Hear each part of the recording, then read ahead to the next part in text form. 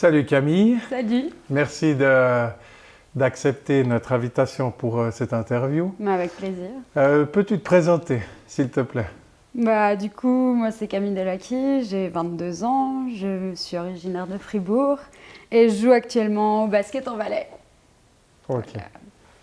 Comment tu es arrivé au sport, au fait? Au sport en général, peut-être avant le basket? J'ai commencé par du foot quand j'étais petite avec mon frère. Et puis après, ça me plaisait pas trop. Et il fallait que je me tourne vers quelque chose d'autre. Je me suis dit, ok, qu'est-ce qui pourrait me plaire? J'ai hésité le tennis, le basket. Et finalement, une fois, il y avait une initiation, donc je me suis lancée dans le basket. Avec une équipe de garçons, ça n'a pas toujours été facile, on ne touchait pas trop la balle. Et puis, mais ça m'a quand même plu, j'ai accroché. Et puis après, j'ai pu aussi gravir des échelons et puis être dans une équipe totalement féminine. Et puis ça m'a plu, alors voilà où j'en suis aujourd'hui. Mais le sport, ça a été une évidence pour toi ou ça a été le fait d'avoir un frère ou la famille qui te pousse un peu à faire du sport ou tu l'as fait spontanément?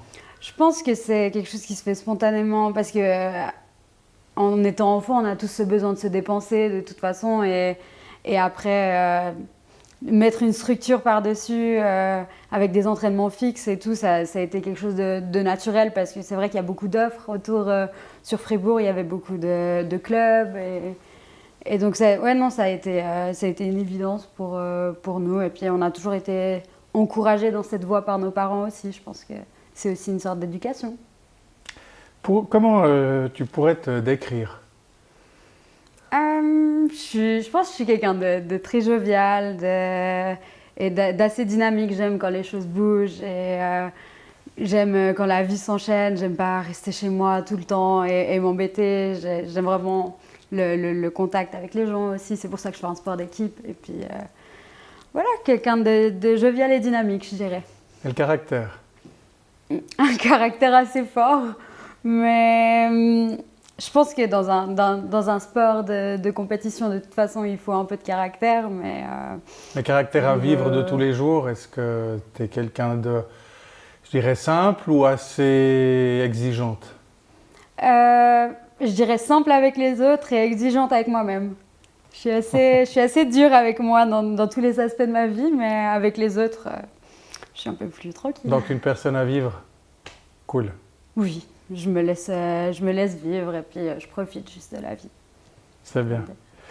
Ton sport, le basket, est-ce vraiment quelque chose d'important pour ton épanouissement ou c'est un complément de ta vie au fait parce que tu étudies et tu dis ok je fais du basket ou est-ce que c'est vraiment, ça fait partie de toi, tu as besoin de ça pour avoir un équilibre dans ta vie autant aux études que dans le sport en fait? Je pense que ça fait partie d'un équilibre que je me suis créé il y a longtemps, mais après c'est aussi surtout une école de vie. Ça me permet de me développer beaucoup dans la vie, ça permet d'acquérir un caractère et de vivre des expériences aussi assez jeunes et qui font beaucoup grandir. Et puis je pense que c'est plus un complément qui me permet de m'épanouir mieux dans la vie.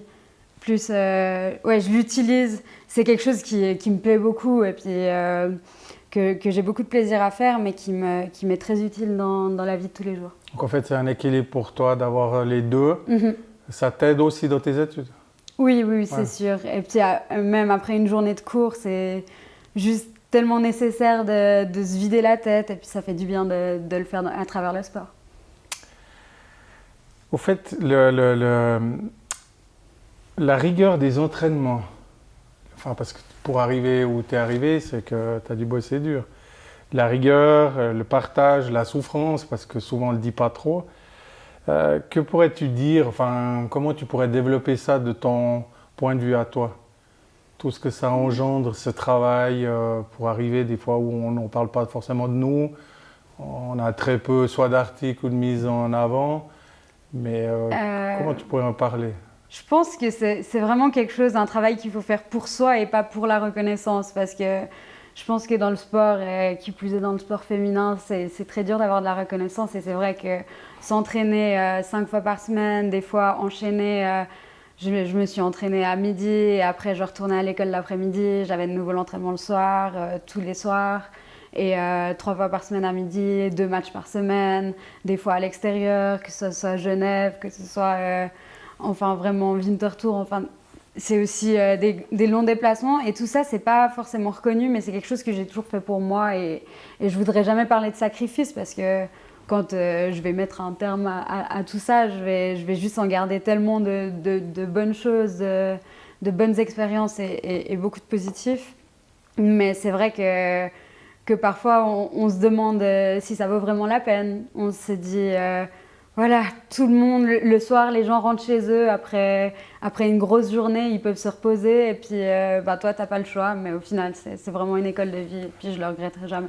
D'accord, donc pour toi, cette rigueur, cette souffrance, ça même pas, on pourrait même pas utiliser ce mot-là. Parce que Non, c'était un plaisir. Enfin, parce que je pense que ça apporte tellement dans la vie de quelqu'un, le sport, en fait, et ce genre d'expérience. Et ça doit passer par ces moments de rigueur et ces moments d'entraînement. Et c'est clair qu'on va pas toujours avoir envie de le faire, mais après, qu'on gagne des titres ou qu'on n'en gagne pas, qu'on gagne un match ou qu'on le perde, on vit quelque chose quand même qui n'est pas donné à tout le monde. Et on a la possibilité d'être dans une communauté aussi, parce que faire du sport en club, c'est aussi être dans une grande famille. Et c'est quelque chose pour laquelle je pense ça vaut la peine de faire vraiment des efforts. Et puis c'est pour ça que je ne l'ai jamais vu comme trop de souffrance ou comme de la rigueur ou des sacrifices. le sport, si tu prends maintenant le sport et tes études, tu veux être avocate, quel lien tu pourrais faire avec les deux au fait? Si tu dois étudier, ben, c'est très dur, certainement. Et au fait, le sport, si tu veux arriver, c'est très dur. Donc, au fait, quel lien est-ce que tu arrives à dire c'est la même chose? Le sportif travail ou... Oui, totalement, parce qu'en fait, dans les deux cas, qu'on fasse des études ou du sport, il faut être structuré et organisé, et surtout pour concilier les deux ensemble, quand ça fait des longues journées. Et dans tous les cas, que ce soit dans le sport ou dans la vie, faut être vraiment organisé, structuré. Et puis ça, c'est ce que... J'ai eu des longues journées et du coup, j'ai pu maintenant... Je pense que ça m'a beaucoup aidé de faire du sport parce que maintenant, je suis très programmée. Genre, je sais, le matin, je travaille, à midi, j'ai l'entraînement, l'après-midi, je me remets à travailler. Il y a pas trop de place au hasard dans mes journées. Et des fois, c'est un peu dur de le dire comme ça, mais c'est... ouais, je sais ce que je vais faire de mes journées. J'ai pas une minute et puis ça me plaît, mais au moins, ça me permet de pouvoir m'épanouir des deux côtés. Et donc, c'est sympa. Quel est ton trait de caractère qui ressort le plus à l'entraînement ou en match? Qu'est-ce qui t'a chaque fois fait peut-être que tu es arrivé à ce niveau plus qu'une autre parce que tu as peut-être quelque chose de plus ou... La persévérance, je dirais vraiment. J'ai jamais lâché. Même j'ai eu quelques moments difficiles. Je me suis fait opérer du genou 2 fois et c'est dur de revenir et c'est dur. Et il y a des moments où on se dit, en fait, ça vaut pas la peine. Il faut juste laisser tomber. Et puis non, je pense que j'ai vraiment persévéré et ça fait genre. Vraiment, je me suis dit que ça valait la peine et j'ai continué. Persévérance. Persévérance. 2018, grosse blessure. Ouais. Tu t'es dit quoi? Ouais, c'est la merde, j'arrête tout, j'en ai marre. Ou tu t'es dit ça fait partie du sport et puis il faut que je remonte et puis je veux revenir, je veux être meilleur. À vrai Ce dire... sentiment en fait, quand tu as ce moment que malheureusement, je dirais 80% des sportifs ont au moins une fois dans leur carrière.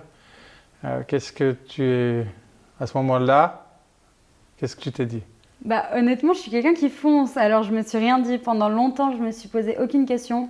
J'ai juste été à tous mes rendez-vous de physio, j'ai été faire mon opération, j'ai recommencé mes rendez-vous de physio sans me poser aucune question, sans me faire aucune réflexion là-dessus. Et c'est plus quand j'ai repris après 12 mois, enfin j'ai fait 9 mois, mais du coup les compétitions après 12 mois, et là je me suis dit ça va être dur. Mais jusqu'avant ce moment, je me suis jamais dit je vais arrêter, je vais continuer. Je me suis dit voilà, une blessure ça fait partie de la vie d'un athlète malheureusement, et puis je vais foncer.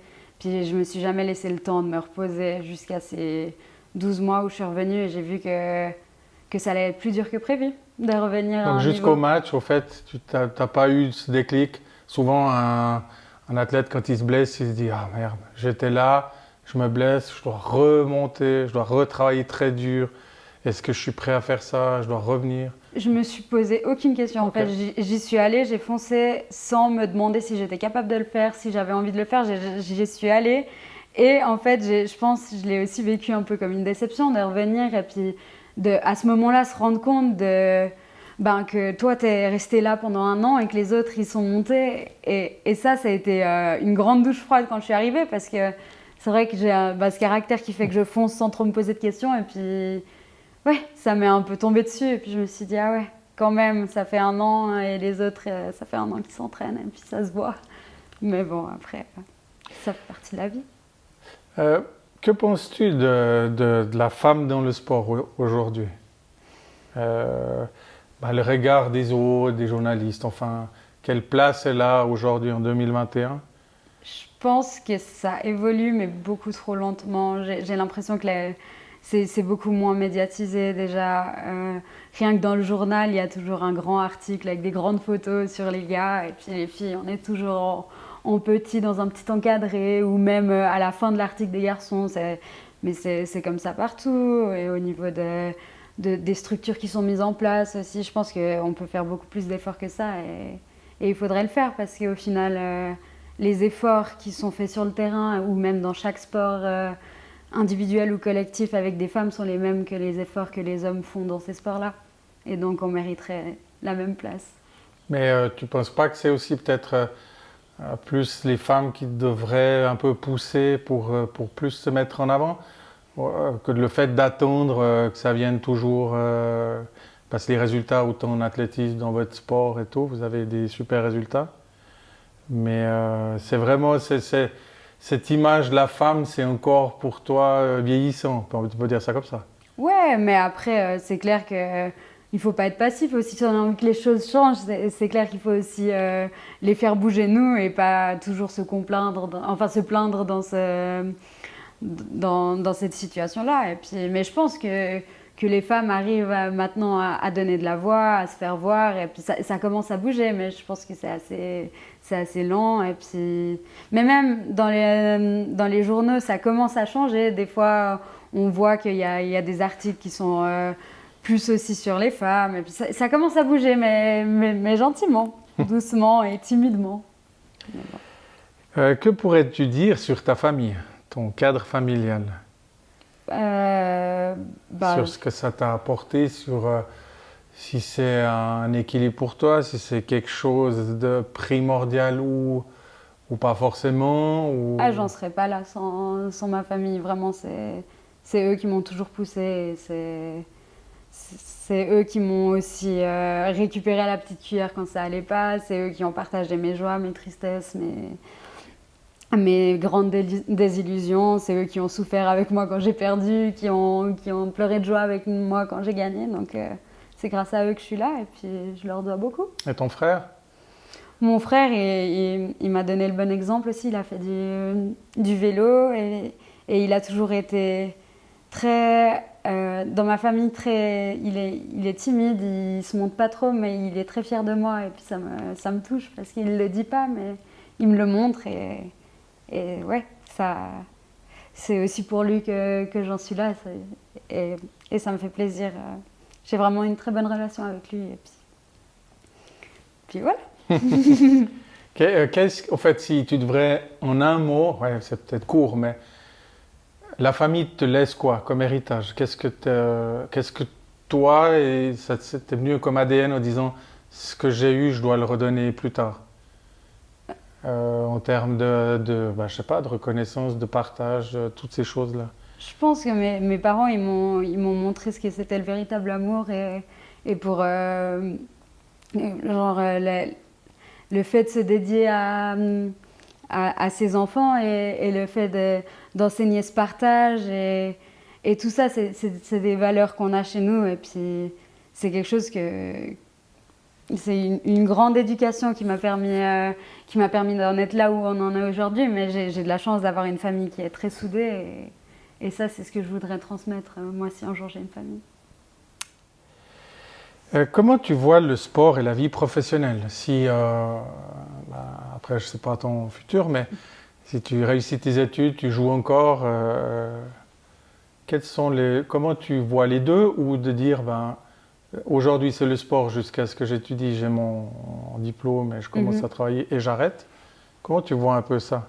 Je pense que indéniablement, dans certains métiers, ce serait impossible de continuer à allier sport de haut niveau et vie professionnelle parce que c'est très demandant. Je pense que la vie professionnelle déjà est très exigeante et le fait d'arriver à l'entraînement le soir, c'est quand même une exigence de plus que de juste aller courir à la forêt le soir après le travail. Et ça demande une concentration encore quand même encore élevée et à mon avis sur toute une journée, parce que quand on est à l'école, c'est facile de prendre un peu de temps. Au final, on est juste assis et puis on écoute. Et puis après, d'aller à l'entraînement, c'est plus un défouloir. Mais je pense que d'allier une vie active, vraiment active, et du sport professionnel, c'est compliqué. Après, ça dépend tout du métier. Oui, oui.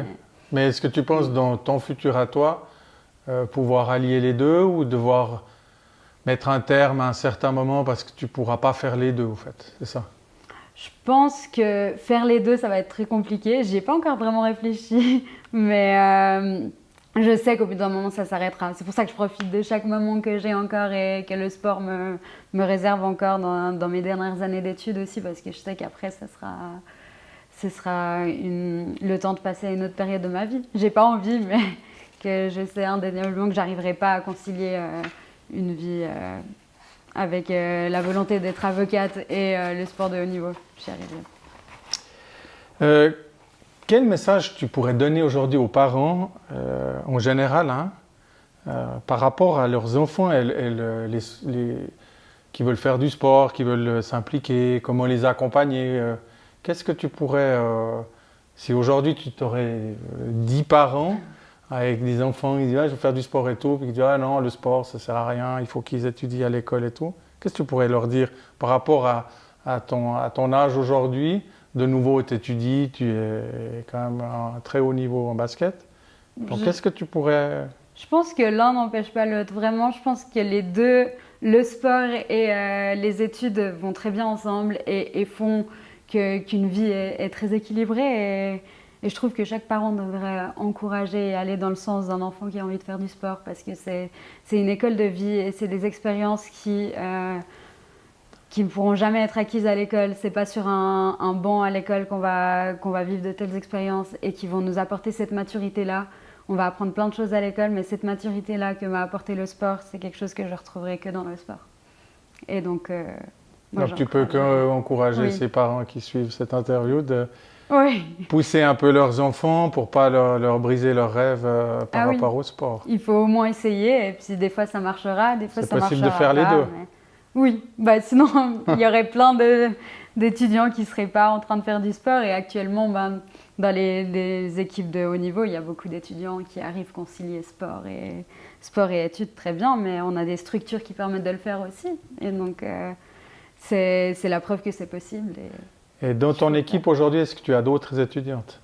Oui, les 3/4 de mon équipe, on a 3 étrangères, et sinon tout le reste de mon équipe sont étudiantes et font du sport à côté. Il y a quelques personnes qui travaillent aussi, mais vraiment la majorité sont aux études à côté, et puis ça se passe très bien.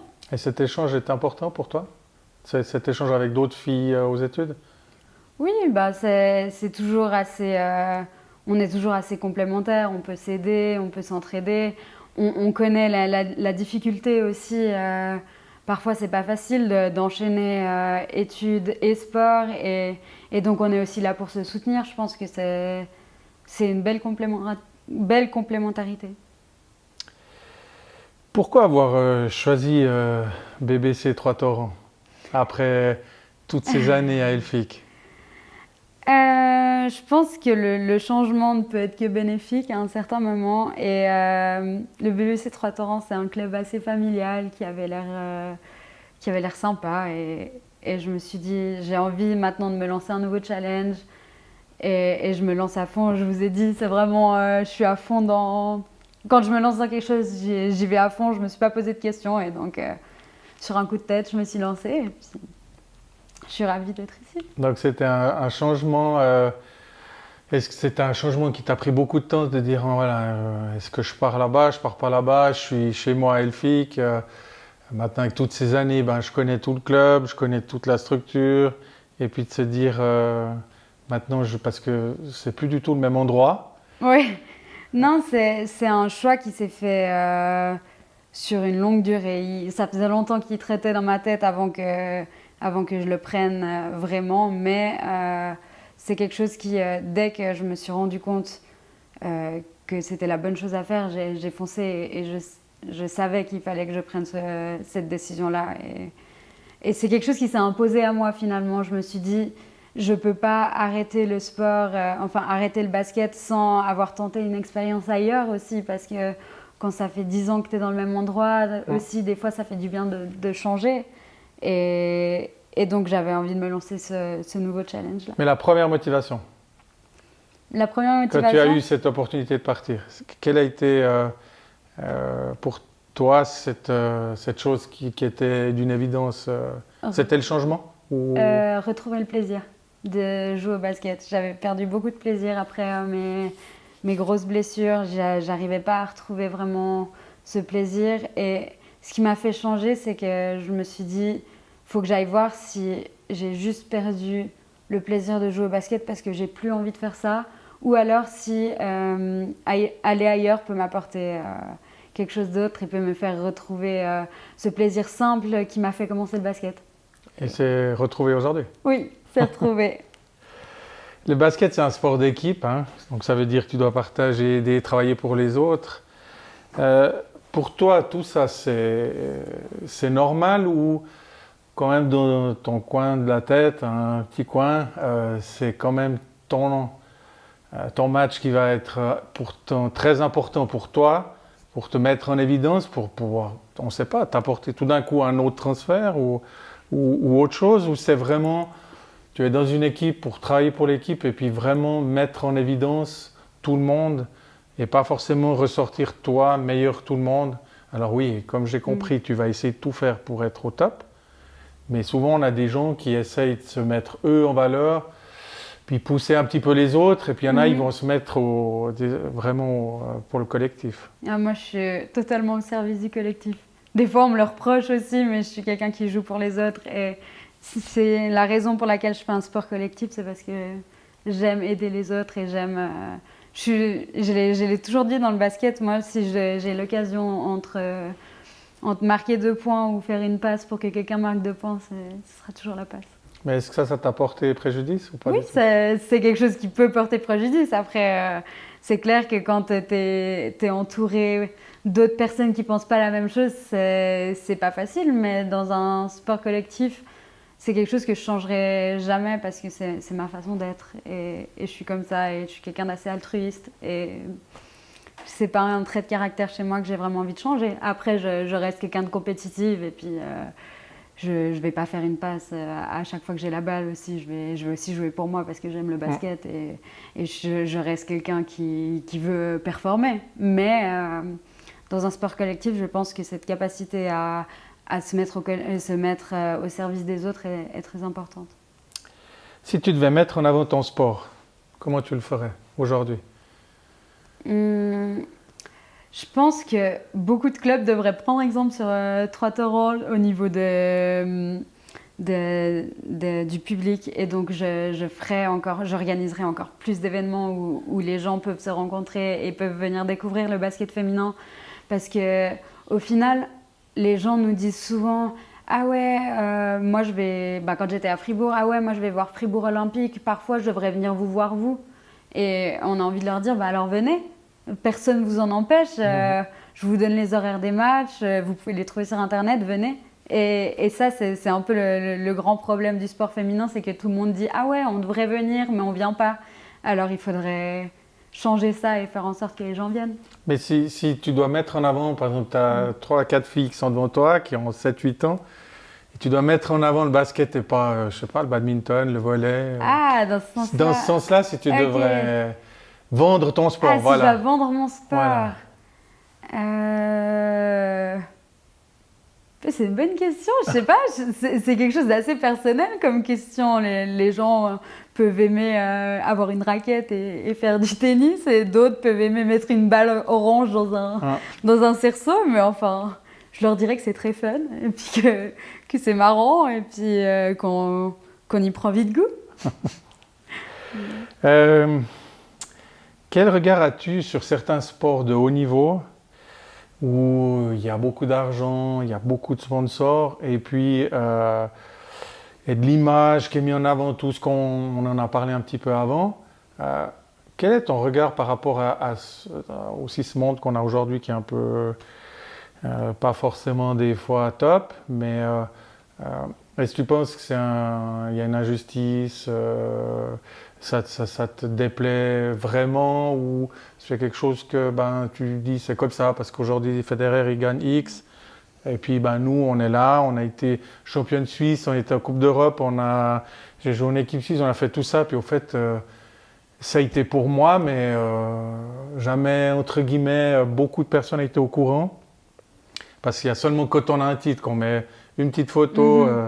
Et puis, quel est ton regard par rapport à cette différence Je pense que cette différence, elle est là et elle sera toujours là. Et ce serait prendre trop d'énergie d'essayer de se battre contre ça hors du terrain. Je pense qu'il faut continuer à se battre pour le sport, mais en faisant les meilleurs résultats possibles, en essayant de ramener le plus de monde possible. Mais le reste, on ne pourra pas contrôler le nombre d'argent qui circule dans le hockey, dans le tennis, dans le foot. C'est quelque chose sur lequel on n'a aucun contrôle en tant que basketteur et en tant que sport un peu moins connu. Et je pense que c'est une perte d'énergie plus qu'autre chose. Oui, mais c'est quoi ce regard que tu as toi? Peut-être que tu regardes la télé le soir et que tu te dis, mon Dieu, ils ont, je sais pas, 50 000 francs de salaire par semaine, ils ont. Et puis au fait, ils font les mêmes sacrifices que moi, parce qu'à quelque part, ils s'entraînent tous les jours, mais tu t'entraînes tous les jours. Puis eux, ils n'ont pas besoin d'aller étudier parce qu'ils ont tout ce qu'ils veulent. Puis toi, tu dois étudier. Alors après, c'est des fois ça. Il y a beaucoup de choses qui sont injustes dans la vie. C'est une parmi tant d'autres, et c'est pas quelque chose qui m'embête plus que ça. C'est clair que c'est... Des fois, si on réfléchit vraiment à tout ça, on pourrait se dire, oui, c'est vrai, ils s'entraînent 4 fois par semaine, on s'entraîne 4 fois par semaine, ils gagnent 1500 francs de plus que nous, mais qu'est-ce qu'on va y changer? Au final, même en y pensant, c'est pas quelque chose sur lequel on a un contrôle, donc j'essaye de pas trop y penser.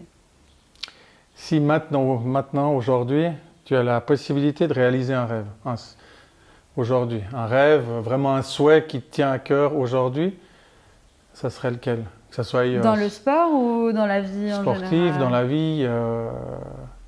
Si aujourd'hui on te donne une chose que tu peux accomplir aujourd'hui. Ah, c'est une bonne question ça. C'est la deuxième. Je m'y attendais pas celle-là. Non, je sais pas. Je sais pas, d'être champion de Suisse avec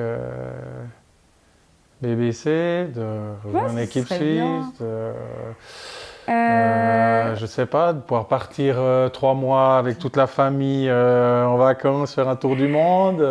Non, je dirais au niveau personnel, j'aimerais bien voyager, mais ça c'est une musique d'avenir. Et au niveau du sport, j'aimerais bien gagner encore quelque chose, donc je suis encore dans cette compétition, et puis ce serait cool de gagner quelque chose avec le BBC Trois Torrents. Et donc, mais aujourd'hui, ça serait quoi alors? Tu dois choisir aujourd'hui.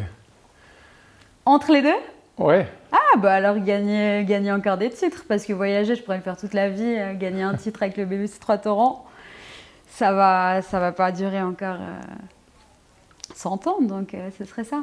Encore, si tu as l'avant-dernière question, si tu avais un message à faire passer à ton club aujourd'hui par rapport à ce qu'ils t'ont apporté, ça veut dire, tu as dit avant, je suis parti à Trois Torrents, j'avais besoin de retrouver le plaisir. Ben, c'est ce qui me manquait, parce que jouer au basket, tu sais très bien jouer au basket, tu vas jouer très bien n'importe où. Mais qu'est-ce qu'aujourd'hui tu pourrais dire à ton club? Bah, ouais, ce serait un grand merci à toutes ces personnes qui font que ce club-là vit et vit si bien, parce qu'au final, c'est un peu dommage d'ailleurs qu'on doit vivre des playoffs à huis clos parce que Trois-Torrents, c'est une ambiance tellement familiale et les gens sont très proches du club. Et même dans cette ambiance un peu Covid, on arrive à le voir. Et je crois que c'est ça que j'aimerais mettre en évidence et remercier le club de m'avoir permis de retrouver ce plaisir. Et ça passe aussi par tous les gens qui travaillent à fond pour que ce club existe. Merci Camille. Merci et puis à on te toi. souhaite tout le bon pour la suite de ta carrière. Merci beaucoup. À bientôt. À Ciao, bientôt. ciao. Ciao, ciao.